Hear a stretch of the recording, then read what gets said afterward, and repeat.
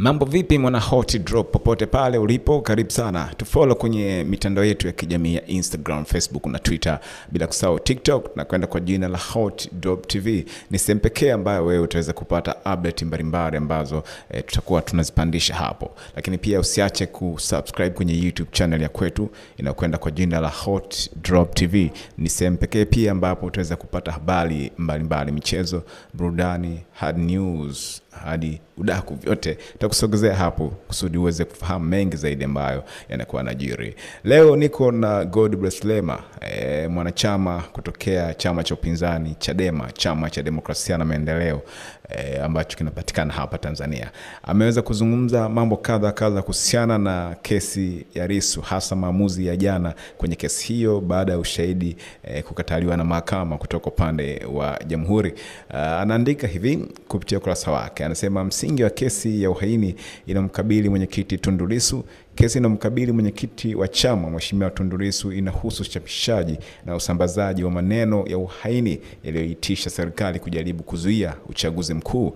Kwa mujibu wa hati ya mashtaka, maneno hayo yaliyosadikika yalichapishwa na kusambazwa na Mheshimiwa Lissu. Ushahidi wa maneno haya ulipatikana kwenye flash disk na memory zilizoletwa mahakamani na PW3 Samuel Elibariki Kaaya, ambaye ni inspector wa jeshi la polisi na mtaalamu wa picha aliyewekwa rasmi na serikali kwa mujibu wa tangazo lililomtangaza na kumteua.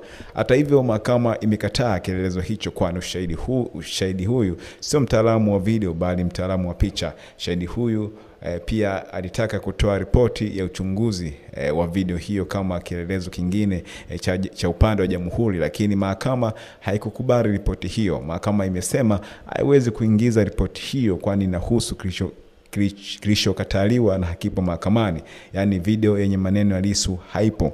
Ili kuthibitisha mashtaka dhidi ya mshtakiwa, shahidi huyu alikuwa muhimu zaidi kuliko mashahidi wengine, kwani yeye alipaswa kuleta ushahidi wa maneno yaliyosemwa na kusambazwa na Mheshimiwa Lissu. Hadi sasa ushahidi huo haupo na haujakubaliwa na kisheria. Kielelezo kikishakataliwa hakiwezi kuletwa kwa mlango mwingine. Hivyo video hiyo na ripoti ya mtaalamu wake haiwezi kuletwa na shahidi mwingine yeyote.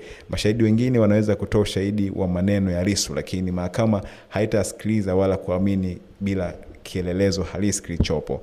Kwa maneno mengine, kesi hii inaweza kusemwa imekamilika kihalisi na mahakama imepigilia msumari wa mwisho. Taratibu za kisheria zinahitaji kesi kufuatwa hatua zote hadi ifike mwisho au hadi Jamhuri waone vema kuiondoa. Hivyo basi taratibu zinazohitajika zinaendelea kukamilishwa.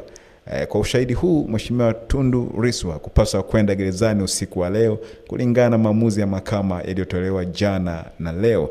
Yes, hayo ni maandishi ambayo ameandika Godbless Lema kuhusiana na mwenendo wa kesi hiyo, ambao siku ya jana ushahidi ulitupuliwa mbali na mahakama.